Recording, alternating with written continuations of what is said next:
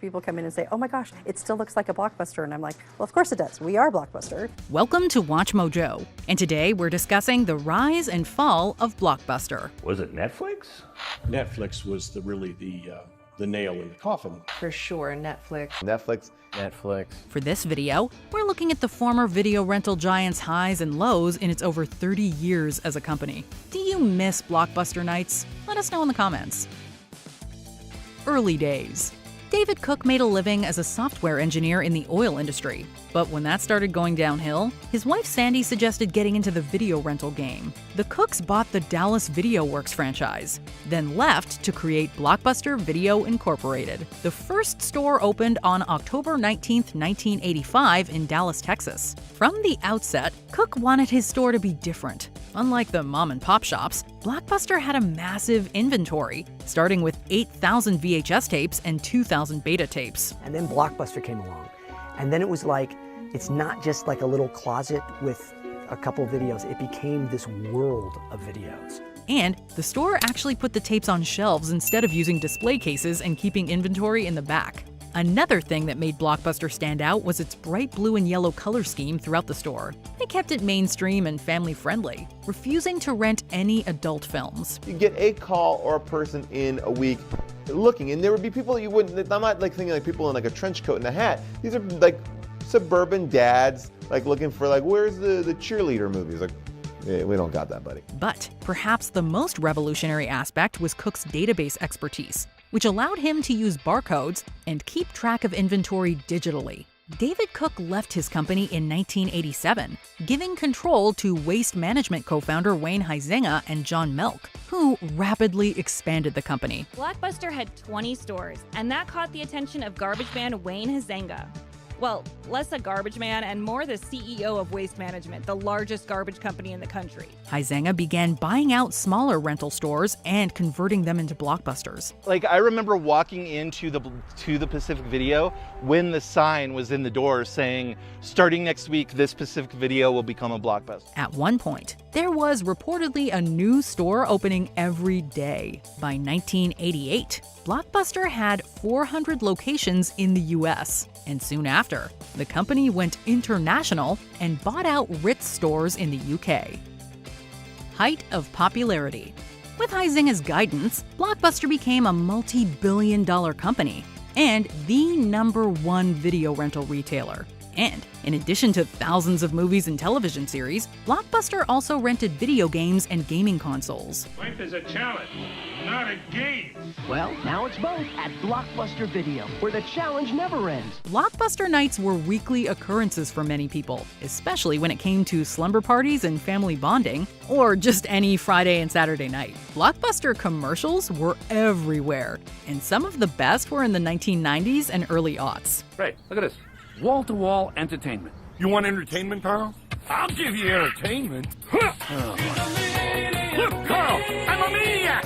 Maniac! No argument here. Let's see their entertainment do this. Whoa! In late 1998, early 1999, Blockbuster rolled out its rewards program, offering free rentals and giving customers even more of a reason to come back on a regular basis. For every 5 paid new release movies or games you rent in 1 month, you get 1 movie or game free. After Time Warner announced its plan to upgrade their cable system in 1991, Blockbuster shares dropped 10%. Huizenga was sure that new advances in technology were a threat to the brick-and-mortar stores, so he decided to get out and sell Blockbuster to Viacom for a whopping $8.4 billion in 1994. We really almost, I say almost, needed the enormous cash flow to service the debt. So strategically, it made a lot of sense, and also we thought Blockbuster was a good business. Which the cable company needed to finance their bid for Paramount. Around this time, Blockbuster also explored other ventures like a massive Florida amusement park and what were essentially arcades for adults called Block Party. And from 1995 to 2001, Blockbuster even put on its own annual entertainment award ceremony. To celebrate movies and stars loved by most people, but who were often left out of the fancy-pantsy Oscars. By 2004, Blockbuster was at its peak, boasting 9,000 stores around the world. They'd opened Game Rush, in-store editions for video game and DVD trading. Emerging technologies.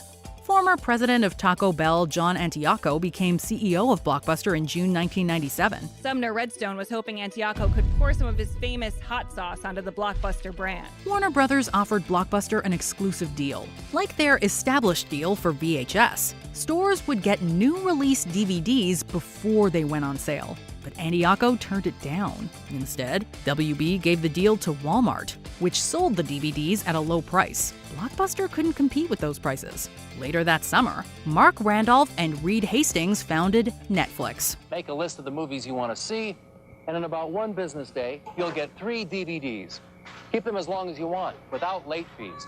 Then when you're done, look, prepaid envelopes. Which began as a DVD by mail rental service. It's been said that the inspiration for the company was a $40 late fee Hastings acquired from Apollo 13. In 2000, BlockBuster made one of its biggest mistakes. Hastings approached the company and offered to sell Netflix for $50 million. John had an opportunity to acquire Netflix. Was that possible? Yes, in 2000. Well, I don't. It's back in those days. Yeah, it was possible.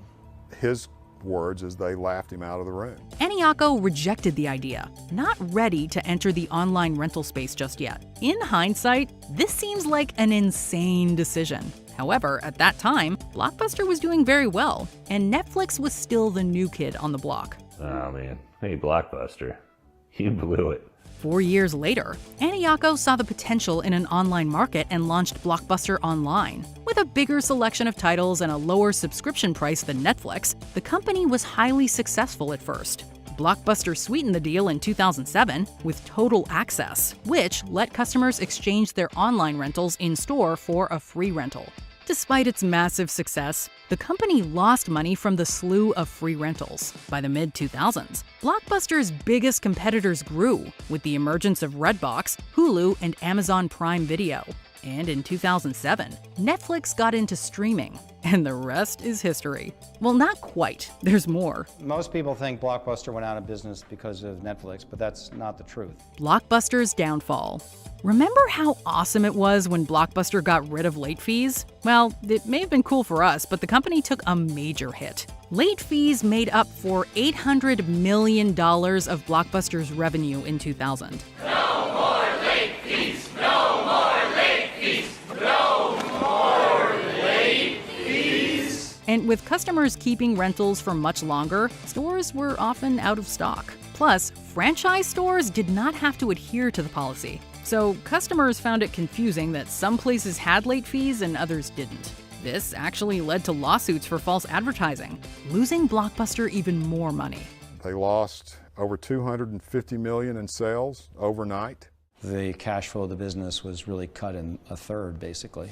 Major shareholder Carl Icahn wasn't thrilled with all the big spending on online endeavors or with Antioco's large salary. By July 2007, former 7-Eleven CEO James Keyes took over for Antioco. Ford then hired Jim Keyes away from 7-Eleven, where he had recently turned that company around by offering free Slurpees on July 11th. Keyes made several bad decisions from the get-go, raising prices for Total Access and getting rid of in-store exchanges. Keyes was also vocal in the media regarding his feelings about Netflix, saying he's, quote, confused by this fascination that everybody has with the company. The year 2010 was not good for BlockBuster. In March, they tried a new thing called additional daily rates, but like the no late fees, it just didn't work. That same month, they issued a bankruptcy warning, and by September, they'd filed Chapter 11 bankruptcy with $900 million in debt. BlockBuster Video on Thursday filed for bankruptcy protection.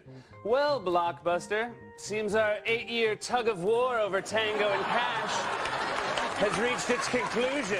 In July, they were delisted from the New York Stock Exchange. In April 2011, Dish Network bought BlockBuster for $320 million and announced later that year it would launch a BlockBuster Movie Pass, but it was only for Dish customers. BlockBuster tried to stay in the game with services like Blockbuster Express kiosks and a 28-day exclusive deal for titles from certain movie studios. But by early 2014, the remaining 300 corporate stores were closed, and online services were no more.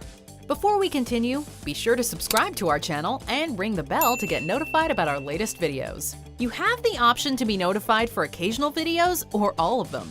If you're on your phone, make sure you go into your settings and switch on notifications. Legacy and nostalgia in the media.